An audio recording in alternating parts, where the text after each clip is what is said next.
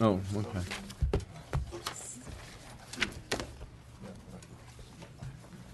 All right. Yes, no, we're having the consent. So before we started, we would like to, there's one bill on consent calendar, which is item number 1, ACR 77. Move the bill. Thank you. Second. All right. And we have a motion and a second. Would you please call the roll, please? Chu. Aye. Chu, aye. Mays. Aye. Mays, aye. Calderon. Calderon, aye. Lopez. Lopez, aye. Mainstein. Stone. Stone, aye. Thurmond. Right. Thank you very much, Senator Bell. You have three bills, and which one would you like to start? I'll go in order, Mr. Chairman. All right. So I'll start with 12. SB Okay, 12. SB 12. Okay, thank you. Thank you, members, and it's good to see everybody in familiar place here. In 2010, I authored AB 12, which extended foster care youth benefits from 18 age to age 21. And youth are forced to leave the foster care system at age 18. When they leave that, they face significant challenges such as high rates of homelessness, incarceration, and low rates of graduation. And in fact, we just had a study in Santa Clara County, Mr. Chairman, that surveyed homeless people, 100,000 homeless people from 2007 to 2013. I read the study, and the interesting thing was that the youth that I'm going to be talking about today were the most at-risk youth of all the people studied in the homeless study. All the people studied in the homeless study, the most highest prevalence of incarceration, homelessness, low rates of graduation were these crossover foster youth. So that's why we're talking about this. Currently, some of the foster youths who cross over into the juvenile justice system are not receiving their benefit when they exit juvenile halls or camps. This is happening because the placement order for extended benefits essentially disappears when they cross over. The children slip through the cracks between the child welfare system and delinquency system. SB 12 allows the population to access their foster care benefits. AB 12, when it was adopted, inadvertently left out the most vulnerable of our youth out. SB 12 actualizes the real intent of AB 12, ensures that no foster youth be left behind. I want to address concerns of the opposition. First, the chief probation officers have a statement that they've made that they received no funding to serve foster youth population. Now, when they made that statement, I said, well, that doesn't sound right, based on my experience as a county supervisor. So I looked into it, and this is untrue because county welfare and probation departments are authorized to claim the Title IV-E funding for allowable activities to administer the Extended Foster Youth Benefit Program. This would still apply under SB 12. Secondly, the probation officers claim that SB 12 requires them to keep an eligible youth in probation rather than transitioning them back to foster child welfare. And that simply is not true either. I'd like to offer my witnesses, Mr. Chairman, and thank you for your attention. Be happy to answer questions after the discussion. Thank you. Thank you, Senator. Good afternoon, Mr. Chairman and members of the committee. My name is D'Angelo Cortillo. I am 22 years old and a student at Chabot College in Hayward and an intern at the National Center for Youth Law. I entered long-term foster care after a member of my father's family sexually abused me. I was in more than a dozen homes within a 2-year period and eventually crossed over to the juvenile justice system. I would like to share some of my obstacles I faced and how it relates to the necessity of passing SB 12. When I was released from the Division of Juvenile Justice, I was faced with many challenges. After spending the majority of my life in foster care and the juvenile justice system, I now have to fend for myself as an adult. I have to find stable, safe, and clean housing, get health care benefits, and obtain a job. My probation conditions require that I do all of the above and more. I did not have an income to support myself. I couldn't even afford to go to several interviews, missing out on employment opportunities. I was ineligible for most transitional living placements, and the few that I qualified for had long wait lists. I had to depend on others for the most basic things, like purchasing a toothbrush, socks, and food. More than anything, I wanted an education, but it was almost impossible to keep up with schoolwork when I had to focus on survival. My family helped out as much as they could, but it was very inconsistent, and I quickly lost their support. I went back to the streets, and soon after, violated probation and was recommitted to the Division of Juvenile Justice. Senate Bill 12 will address these issues, giving thousands of youth like me hope and a means to one day be able to be self-supporting, contributing members of society. Thank you. Thank you.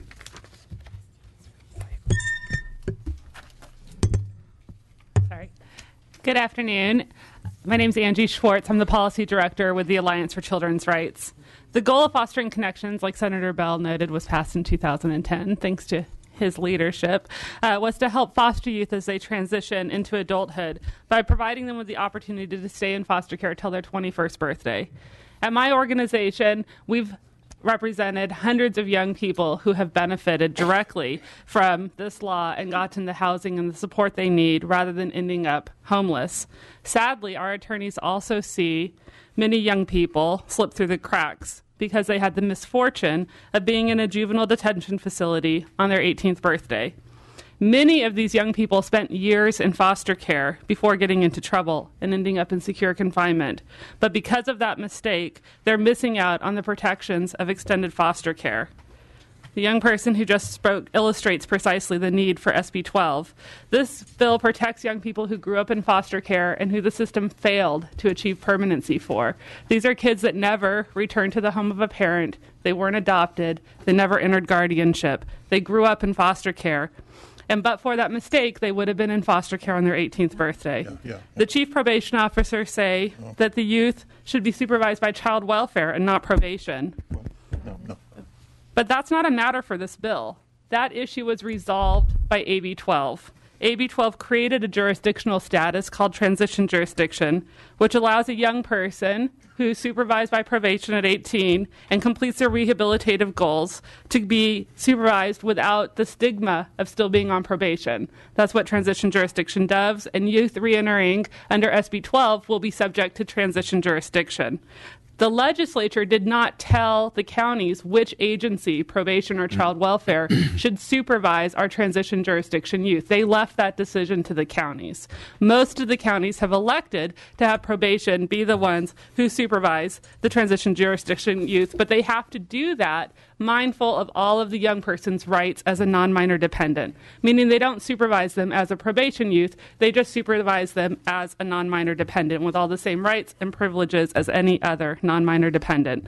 Nothing in SB 12 undermines the achievement that these young people have or would change the county's option to determine whether probation or child welfare is the appropriate entity to supervise these young people.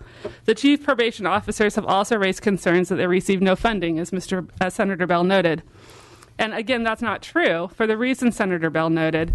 That is, young people re-entering foster care are almost always federally eligible, which means the federal government is paying 50% of the placement costs and the administrative costs. In the case of the probation youth, it's child welfare that picks up the other 50% of the placement costs, which means what probation is left with is the 50% of the administrative costs of supervision of these youth, which is exactly how it works for child welfare. When these young people are supervised by child welfare, it's child welfare that pays the other half of the supervision costs that the federal government is not picking up.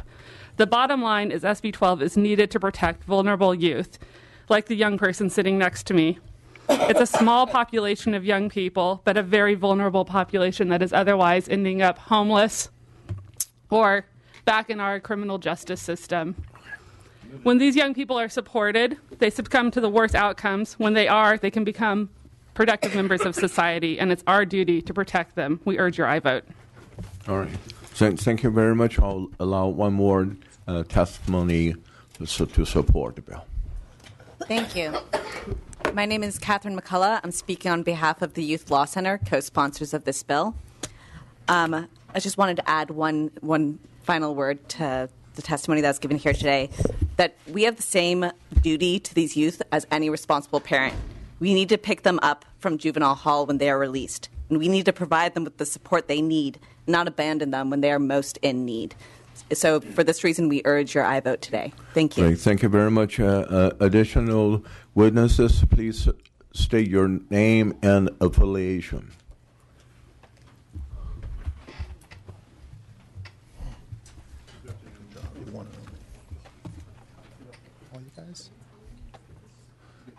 Khalif Osagai on behalf of the Children's Defense Fund California in strong support.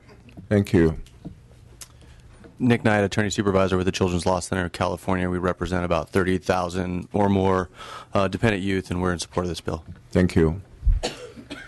Latoya Ramsey, National Association of Social Workers, California chapter, in support. Thank you. Anna Cho Fenley on behalf of the Anti-Recidivism Coalition in strong support.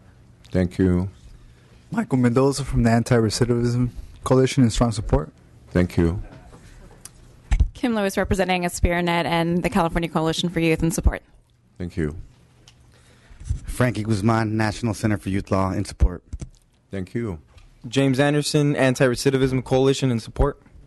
Thank you. David Ray, Anti-Recidivism Coalition in strong support. Thank you. Ruben Lopez, Anti-Recidivism Coalition in strong support. Thank you. Julio Quijada, I am a foster youth as well. I'm 19 years old and currently receiving transitional housing, and I am here with Anti-Recidivism Coalition. I'm in strong support of this bill. Thank you for coming out. Darlene Frontudo from Inside Out Writers and Anti-Recidivism Coalition in strong support. Thank you. Gregory Sale with the Anti-Recidivism Coalition in support. Thank you. Tim Morrison from Children Now in support. Anna Johnson, National Center for Youth Law, strong support. Thank you. All right. Any witnesses in opposition?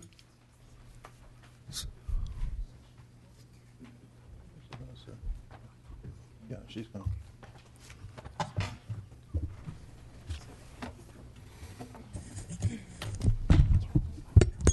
Good afternoon, Mr. Chair and members. Danielle Sanchez on behalf of the Chief Probation Officers of California. Regrettably in opposition today. First, I do want to thank Senator Bell for looking at this important issue. We absolutely at its core support the mission.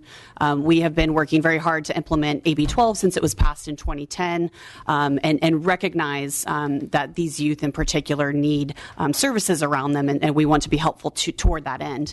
That said, as the proponents had noted, we do have a number of concerns, one regarding the fiscal aspect of it. While it is true that that Title 4E draws down dollars for case planning, it does not cover the true and total cost of what it takes to serve these youth in terms of travel time to meet with these youth, the related wraparound services to serve them. And so we are very concerned that existing capacity is already difficult to serve these youth in the manner that they need to be. And so adding the 300 or 400 that were noted in the analysis put a lot of strain on an already strained system. And so certainly we think that it's important that we note that as we're seeking to serve these youth, that we have the infrastructure in place, both on the services side of things, but also on the personnel side of things to make sure that we're adequately pursuing that mission. Second, I would note that there, I think, is a policy consideration for this committee and for the legislature as to whether probation is the appropriate entity to continue to serve these youth once their probation term has ended. It's a matter of should these youth continue to stay under what has been the delinquency side of the system once they've successfully completed things and really now are looking for things like housing and other services. Is there a better way to serve this population outside of the role that we have played at one point in the system? So with that, we look forward to continued discussions on this bill, but today we ask for your no vote. Thank you. Thank you very much. Any additional in opposition? Seeing none, any questions from the committee? Seeing none, we have a motion and a second. When California adopted the California Fostering Connection to Success Act in 2010, it made an important commitment to many foster youth and former foster youth. by providing services and support to help them successfully transition to adulthood. This bill helps to extend those services and supports to a small but particularly vulnerable population of foster youth, and therefore I'll support the bill. And with that, Madam Secretary, please call the roll. I'm sorry, I forgot to ask the Senator, do you like to close? I'm happy. I'll just ask for an aye vote. Thank you. Senator is happy, so we can do the roll call. Senate Bill 12 by Senator Bell. Motion is due passed and we refer to the Judiciary Committee. Chu? Aye. Chu, aye. Mays? Aye. Mays, aye. Calderon? Aye. Calderon, aye. Lopez? Aye. Lopez, aye. Mainshine? Aye. Mainshine, aye. Stone? Aye. Stone, aye. Thurmond? The bill is out. Thank you, Senator. Your bill is out. And we'll move on to SB 317.